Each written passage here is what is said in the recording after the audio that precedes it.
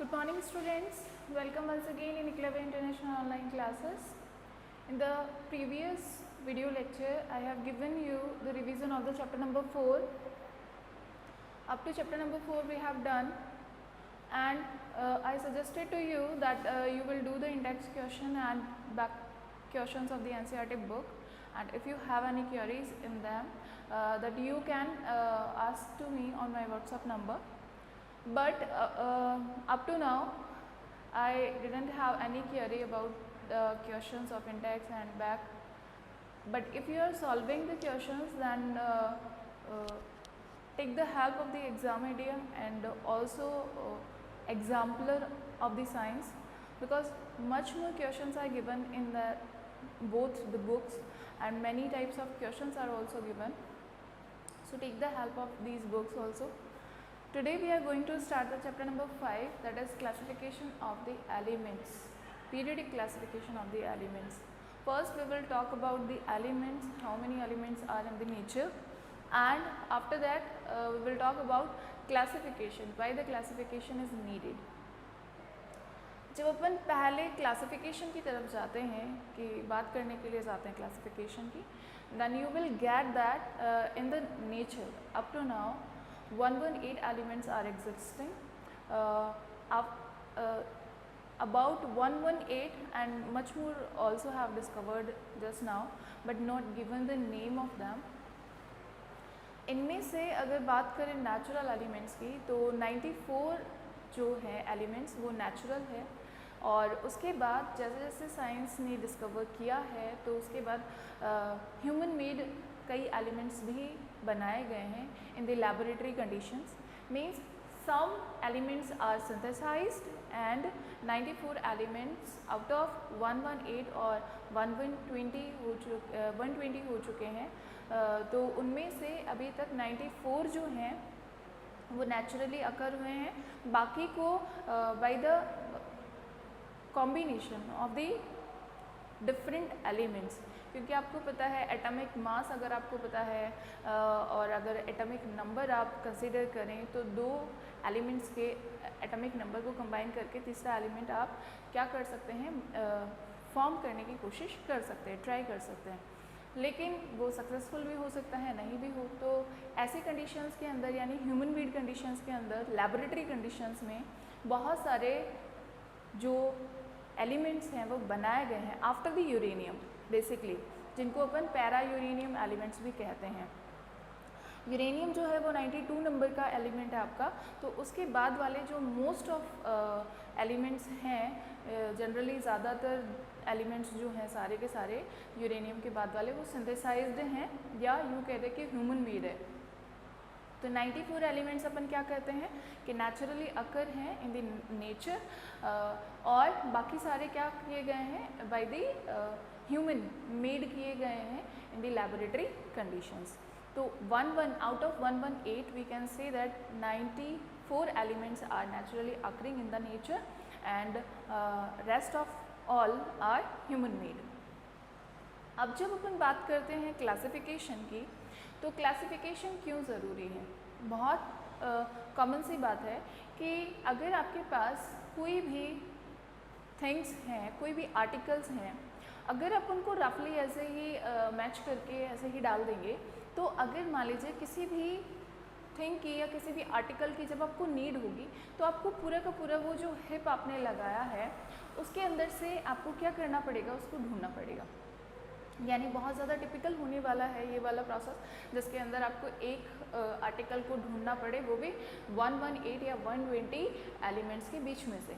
तो इसलिए क्या किया गया कि जनरली अपन घरों के अंदर, शॉप्स में भी ये प्रोसेस देखते हैं कि जो सिमिलर फीचर वाली जो चीज़ें होती हैं या सिमिलर करेक्टर वाली जो चीज़ें होती हैं, थिंग्स जो होती हैं, उनको अपन एक जगह रख लेते हैं. ठीक है, जैसे शॉप के अंदर अगर आप जाते हैं, मॉल्स में अगर आप जाते हैं, तो आपने देखा होगा किड्स का अलग से एक पूरा होता है, और फीमेल का अलग होता है, मेल का अलग होता है. यानी आपको प्रॉब्लम नहीं होती है कि आपको किसके लिए, किस एज ग्रुप के लिए कपड़े खरीदने हैं और कहाँ आपको जाना है. तो वो क्यों इजी हो गया? क्योंकि आपको पता है कि इस जगह पर या इस वाले फ्लोर पर आपको किड्स के वियर्स मिल जाएंगे, क्लोथ्स मिल जाएंगे, या फिर फीमेल के लेने हैं तो कौन से वाले फ्लोर पे आपको जाना है या किस तरफ जाना है। वो इजी क्यों हुआ? क्योंकि क्लासिफिकेशन है, वहाँ पर क्लासिफाई कर दिया आपने, थिंग्स को क्लासिफाई कर दिया। वो तो छोड़िए, अगर नॉर्मल सी बात देखें कि जो छोटी शॉप्स होती हैं उनके अंदर भी सोप वगैरह को रखा जाता है, तो बाथिंग सोप अलग होते हैं, वॉशिंग सोप अलग होते हैं, उनमें भी वैराइटीज़ जो होती है वो अलग अलग रखी जाती है। जैसे कि बिस्किट की वैरायटी ले लीजिए, टॉफ़ीज़ की वैरायटी ले लीजिए, तो उनको भी सेपरेटली रखा जाता है, अलग बॉक्स में रखा जाता है। तो आप जिस भी चीज़ की डिमांड कर रहे हैं वहाँ पे जाके सोप में या किसी भी शॉप में जा रहे हैं, सोप की डिमांड कर रहे हैं, जिस भी तरीके के सोप की डिमांड करेंगे आप, वो इजीली थोड़ी ही टाइम में आपको क्या करके दे देगा, निकाल के दे देगा। तो वो क्यों एबल है इन सब चीज़ों के लिए, वो इतनी जल्दी वर्क कैसे कर पा रहा है? क्योंकि उसने क्लासीफाई कर रखा है, अपनी थिंग्स को क्लासीफाई कर रखा है।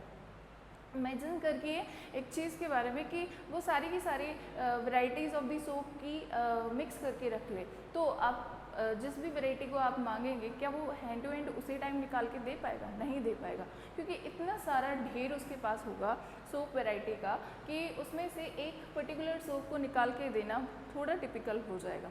जस्ट लाइक दैट, एलिमेंट्स जब शुरुआत के अंदर डिस्कवर किए जाने लगे तो बहुत इजी था उनको आइडेंटिफाई करना, क्योंकि मच मोर क्वांटिटी नहीं थी, या यूँ कह दे कि ज़्यादा एलिमेंट डिस्कवर ही नहीं किए गए थे नेचर में।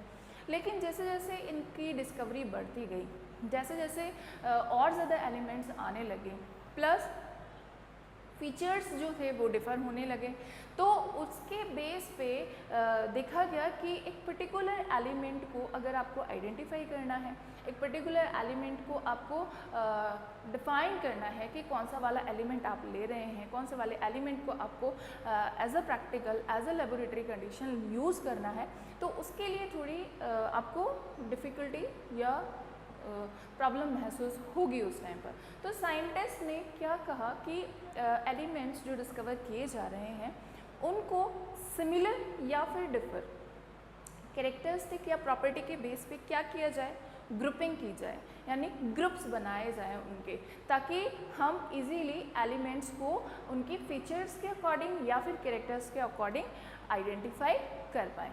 तो सबसे पहले जो ग्रुपिंग की गई थी वो ग्रुपिंग आई थी मेटल और नॉन मेटल की, यानी कुछ एलिमेंट्स जो थे उनको मेटेलिक कैरेक्टर की वजह से उनको मेटल्स कहा जाने लगा और कुछ को नॉन मेटल्स कहा जाने लगा।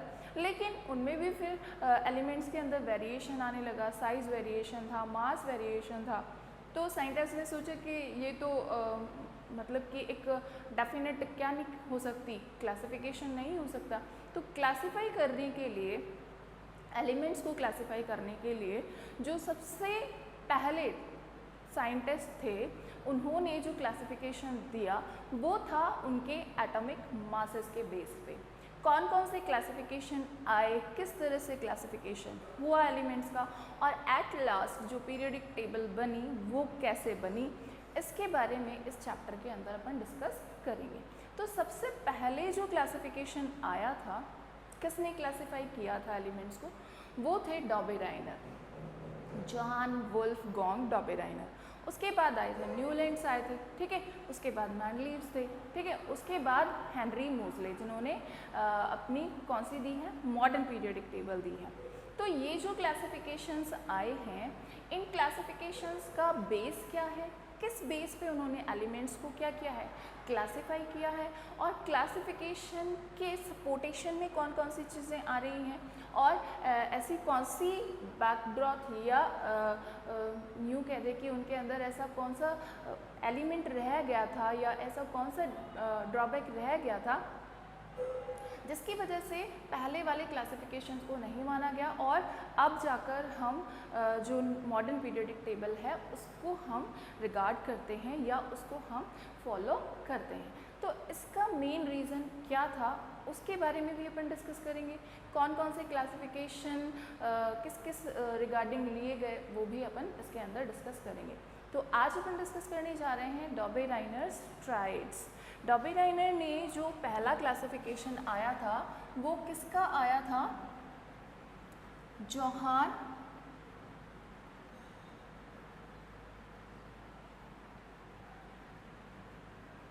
वोल्फगैंग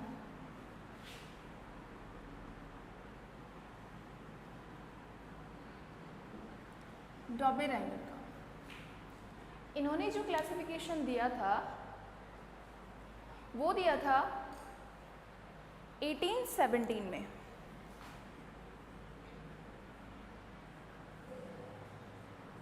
ये केमिस्ट थे, इटालियन केमिस्ट।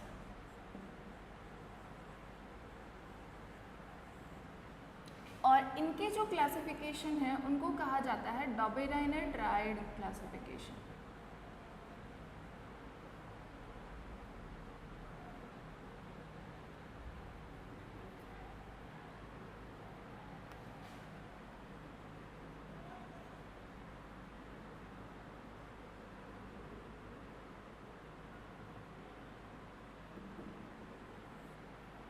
सबसे पहले क्लासिफिकेशन आया डॉबी राइनर का, कब आया? 1817 में आया।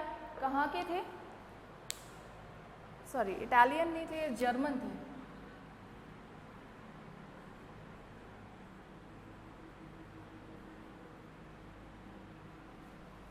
जर्मन केमिस्ट थे। इन्होंने जो डॉबी राइनर ट्रायड दिया, क्यों कह रहे हैं अपन ट्रायड? इसको ट्रायड कहने का मतलब क्या है यहाँ पे? सबसे पहले मैंने आपको बताया कि डॉबी राइनर ने जो बेस लिया था क्लासिफिकेशन का वो क्या था? Atomic mass. किस बेस पे उन्होंने क्लासिफाई किया था? एटॉमिक मास के बेस पे। उन्होंने जब एलिमेंट्स को एटॉमिक मास के बेस पे क्लासिफाई किया तो उन्होंने देखा कि जब वो एलिमेंट्स को उनके इंक्रीजिंग एटॉमिक मास के बेस पे रख रहे थे, increasing order of the atomic mass, तो उन्होंने कुछ ग्रुप्स देखे। ऐसे ग्रुप्स जो कि फीचर्स भी सिमिलर रखते थे, यानी उनके करेक्टरिस्टिक्स, उन एलिमेंट्स के करेक्टरिस्टिक्स भी सिमिलर थे, और साथ में उनके एटॉमिक मासेस में भी एक रिलेशन उन्होंने देखा। वो रिलेशन क्या था? वो ग्रुप जो बनाया था उन्होंने, यानी जो बंचेस उन्होंने देखे एलिमेंट्स के, वो एलिमेंट्स के बंच थे। 3 एलिमेंट्स का एक बंच उन्होंने देखा था, और उन 3 एलिमेंट्स के एक बंच में उन्होंने ये देखा कि जब उन एलिमेंट्स को इंक्रीजिंग ऑर्डर में रखा जाता है, किसके इंक्रीजिंग ऑर्डर में?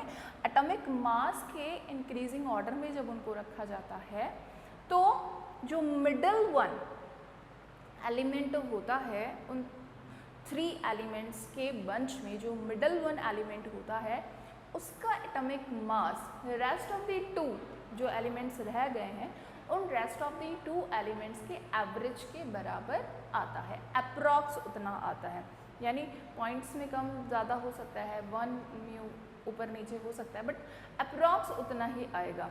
तो हम क्या कह सकते हैं कि according to the Dobereiner triad classification, some elements makes the bunches of 3 elements, means the grouping is done by the 3 elements in which middle element have approx average atomic mass of the rest 2 elements, and this 3 element bunch, this 3 element group is known as a triad. उस 3 elements के group को क्या कहा जाता है? Tried कहा जाता है।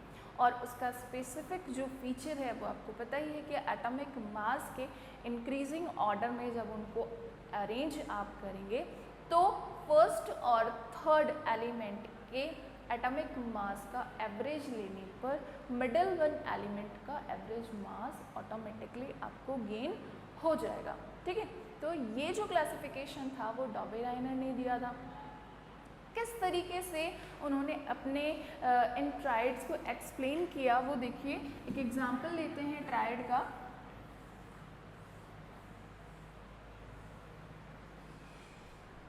पहला जो आपका था लिथियम सोडियम पोटेशियम का ट्राइड था, लिथियम सोडियम और पोटेशियम, ये 3 एलिमेंट्स थे जिनको इन्होंने ट्राइड का नाम दिया। लिथियम का जो एटॉमिक मास होता है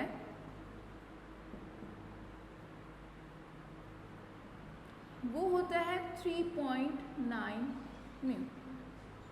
ठीक है, सोडियम का जो एटॉमिक मास होता है वो होता है 39.1। इनको ऐड करना है और एवरेज निकालना है, मीन्स डिवाइड करना है बाय दी 2। तो आपका क्या आना चाहिए, सोडियम का अप्रॉक्स एटॉमिक मास आना चाहिए। वैसे आपको पता है कि सोडियम का एटॉमिक मास कितना होता है, 23 होता है। ठीक है, तो देखिए अगर आप एवरेज निकालते हैं सोडियम के एटॉमिक मास के लिए तो 3.9 प्लस 39.1 डिवाइडेड बाय क्या होगा, 2 हो जाएगा। तो सोडियम का निकाल के देखिए आप, 3.9 6.9, क्योंकि 3 तो इसका क्या होता है, एटॉमिक नंबर होता है। ठीक है, तो यहाँ पर जब ऐड करेंगे तो 9 और 1 10, 40 और 6 46 डिवाइडेड बाय 2, तो कितना आ रहा है 23 म्यू। ये इसमें एक्यूरेट आता है, बाकी जो 2 बंचेस आएंगे उसमें अप्रॉक्स आएगा, मीन्स 1 म्यू का डिफरेंस आपको देखने को मिलेगा। तो लिथियम सोडियम पोटेशियम को देखिए पहले increasing order of the atomic mass में उन्होंने रख लिया। Atomic mass 6.9 23 39.1।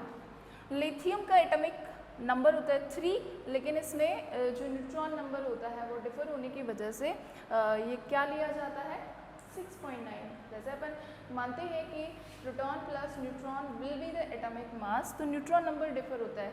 जनरली अपन डबल कर देते हैं क्योंकि प्रोटॉन और न्यूट्रॉन को अपन इक्वल मान लेते हैं, लेकिन जैसे सोडियम में इक्वल नहीं होता है क्योंकि सोडियम का एटॉमिक नंबर कितना होता है 11, लेकिन न्यूट्रॉन नंबर कितना होता है इसका 11 12 न्यूट्रॉन नंबर होता है, तो 11 प्लस 12 विल बी 23। तो इस वजह से इनका क्या लिया गया है, जो ये मास लिया गया है उसको पहले इंक्रीजिंग ऑर्डर में रखा गया है एलिमेंट के एटॉमिक मासेस के, और जब ऐसा करते हैं आप तो first and third will give the approx average atomic mass equal to the middle one element. ठीक है, ये जो था वो ट्राइड कंसीडर किया गया। इसके अलावा कौन कौन से ट्राइड उन्होंने दिए थे और इन ट्राइड्स को क्या नेम दिया गया, क्यों नेम दिया गया, उसको भी अपन डिस्कस करते हैं। सबसे पहले जो डॉबेराइनर थे उन्होंने सिर्फ 3 ही ट्राइड कंसीडर किए थे। कौन कौन से थे, पहला तो अपन ने देख ही दिया, लिथियम सोडियम पोटेशियम का ट्राइड था फर्स्ट ट्राइड। सेकंड ट्राइड जो था वो था आपका कैल्शियम स्ट्रोंशियम और बेरियम का, और थर्ड था क्लोरीन ब्रोमीन और आयोडीन का। ये 3 ट्राइड्स उन्होंने दिए थे।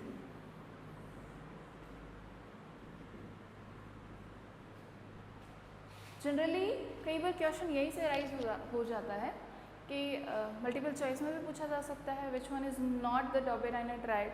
तीनों ऑप्शन में होंगे, एक चौथा और आ जाएगा ऑप्शन में जो कि इनसे मैच नहीं करेगा, क्योंकि आप जानते ही हैं 3 ट्राइड्स दिए हुए थे तो 3 आंसर हैं, चौथा वाला जो है वो डिफर है, means which one is not a Dobereiner triad, तो उसको आपको टिक करना पड़ सकता है। या फिर डायरेक्टली पूछ लेगा कि what is the theory of the Dobereiner triad and give the examples at least 2। ठीक है, तो आपको 2 एग्जाम्पल देने पड़ेंगे डॉबेराइनर ट्राइड के, तो किसी भी तरीके से पूछा जा सकता है। दूसरा क्वेश्चन किस तरह से अराइज होता है, नेमिंग पूछ लेता है। इस वाले अगर आप ट्राइड की बात करें तो इसको कहा जाता है एल्कली ट्राइड। इस वाले ट्राइड की अगर अपन बात करते हैं तो ये कहलाता है एल्केलाइन ट्राइड।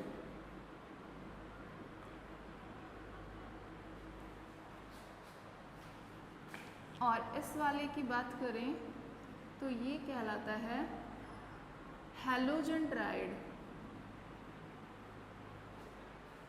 क्या रीज़न है इनके पीछे, क्यों इनका नेम दिया गया और ऐसा नेम क्यों है इनका? पहली बात lithium sodium potassium, third chapter की अगर अपन बात करें, जब अपन ने मेटल और नॉन मेटल के बारे में डिस्कस किया था, तो अपन ने देखा था कि कुछ मेटल्स ऐसी होती हैं, भाई आपने प्रॉपर्टी जब देखी थी फिजिकल प्रॉपर्टीज़, तब अपन ने क्या कंसिडर किया था कि metals are the hardest in nature, या यूँ कह दे कि मेटल्स जो होती है वो हार्डनेस शो करती है। उनका एक स्पेशल फीचर था कि उनकी सरफेस जो होती है वो लस्ट्रस होती है, मैलेबल होती है, डक्टाइल होती है, प्लस हार्ड होती है, यानी उनकी सरफेस हार्ड होती है।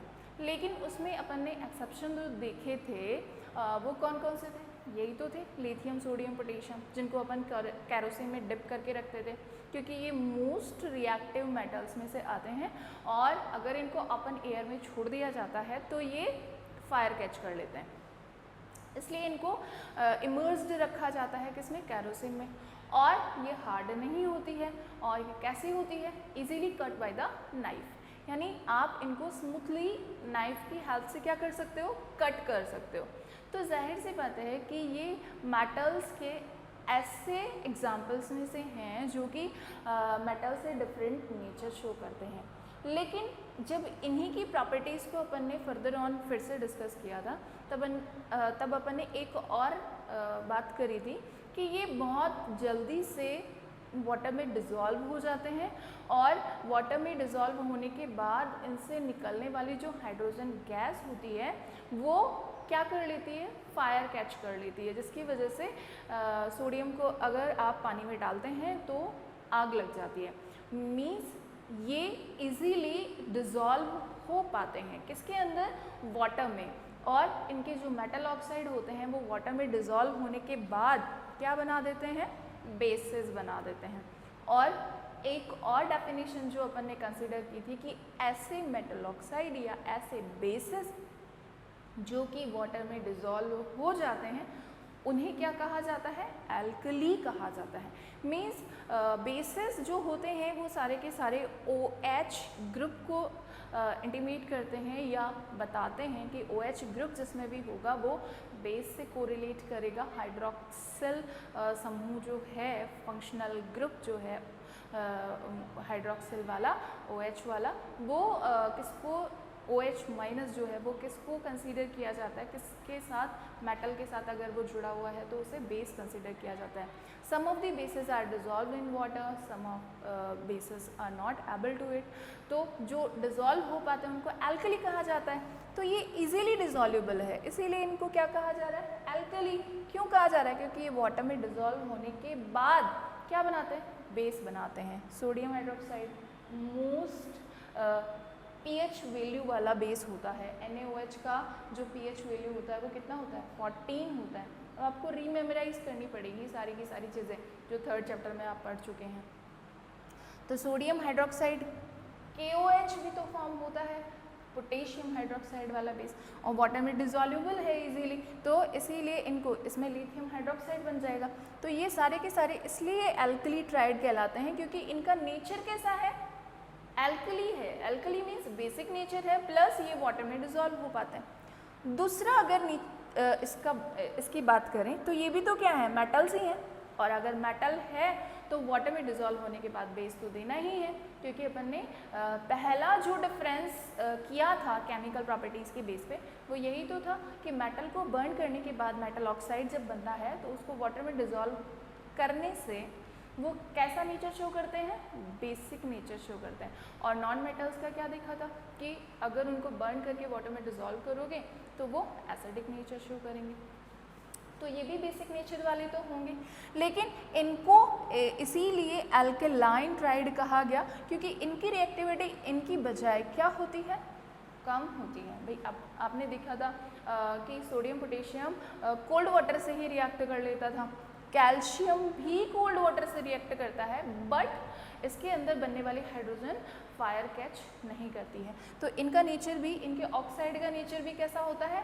बेसिक होता है। So we are calling it as a alkaline triad. और दूसरी चीज़, ये कहाँ पाए जाते हैं? अर्थ क्रस्ट में पाए जाते हैं। तो एल्केलाइन अर्थ क्रस्ट या एल्केलाइन अर्थ क्रस्ट ट्राइड या फिर एल्केलाइन ट्राइड तो कह ही रहे हैं, तो एल्केलाइन अर्थ क्रस्ट ट्राइड भी आप इनको कह सकते हैं। थर्ड वाला जो ट्राइड है जिसको अपन हैलोजन ट्राइड कहते हैं।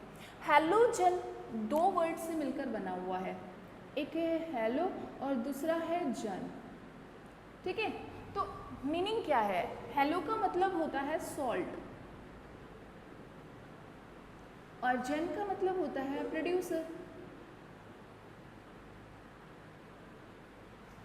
ठीक है। तो ऐसे एलिमेंट्स हैं ये जो कि मेटल के साथ अगर रिएक्ट कर ले तो क्या बना देते हैं, सॉल्ट बना देते हैं, प्रोड्यूस करते हैं। तो सॉल्ट प्रोड्यूसर हो गए ना, सॉल्ट बनाने वाले। जैसे कि Cl के बारे में आप बहुत अच्छे से जानते हो, कॉमन सॉल्ट का फॉर्मूला आपको पता ही है, NaCl। Na मेटल के साथ अगर Cl को रिएक्ट करवा दिया तो क्या बन जाएगा, सॉल्ट बन जाएगा, NaCl सॉल्ट बन जाएगा। Na को Br से रिएक्ट करवा दोगे तो भी सॉल्ट बन जाएगा, NaBr सोडियम ब्रोमाइड वाला। और Na किसी अनदर के साथ भी करवा सकते हो, Ca के साथ करवाओगे कैल्शियम क्लोराइड बन जाएगा, कैल्शियम ब्रोमाइड बन जाएगा, कैल्शियम आयोडाइड बन जाएगा। यानी किसी भी मेटल के साथ अगर ये रिएक्ट करते हैं तो आपको सॉल्ट प्रोड्यूस करके प्रोडक्ट एज अ प्रोडक्ट देते हैं। तो इसलिए इन्हें हैलोजन ट्राइड के नाम से जाना जाता है। तो आपके पास 3 ट्राइड्स हैं, bunches of the 3 elements is known as a tride, in which if you are putting the elements in increasing order of atomic mass, then middle one of the element will show the average atomic mass of the both rest, ठीक है। तो ये हो गया डॉबेनाइने tried का principal, जिसके base पे उन्होंने ट्राइड्स दिए थे। अब जो ये ट्राइड दिए गए थे वो बहुत अच्छे तरीके से एक्सप्लेन भी किए गए थे, लेकिन फिर प्रॉब्लम क्या हुई कि इस वाली थ्योरी को आगे फर्दर ऑन यूज़ नहीं किया। उसका बेसिक रीज़न ये था, जो कि ड्रॉबैक है किसकी, डॉबेनाइने ट्राइड की ड्रॉबैक क्या है, सिर्फ एक ही सिंगल ये ड्रॉबैक है कि इन्होंने सिर्फ और सिर्फ 3 ट्राइड्स ही सजेस्ट किए, जबकि उस टाइम पर 36 एलिमेंट्स डिस्कवर किए जा चुके थे। तो out of 36 elements he only can suggested 3 triads, ठीक है। तो यहाँ पर ये 3 ट्राइड्स ही हम डिस्कस करते हैं, क्योंकि उन्होंने फर्दर ऑन और एलिमेंट्स को ऐसे ट्राइड्स के अंदर ना तो वो अरेंज कर पाए और ना ही वो सजेस्ट कर पाए कि ये ट्राइड्स और फर्दर ऑन हो सकते हैं।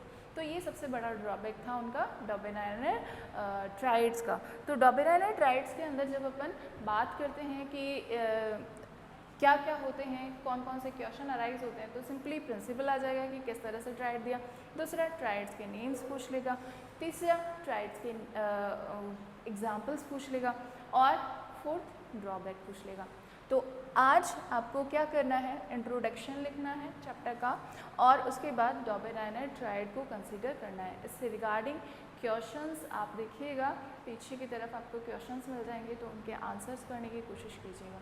और अभी भी अगर 4th चैप्टर में कोई क्वेरी है तो प्लीज़ मुझे सेंड करिए, ताकि नेक्स्ट वीडियो में अपन उसको कंसीडर कर सकें, ठीक है।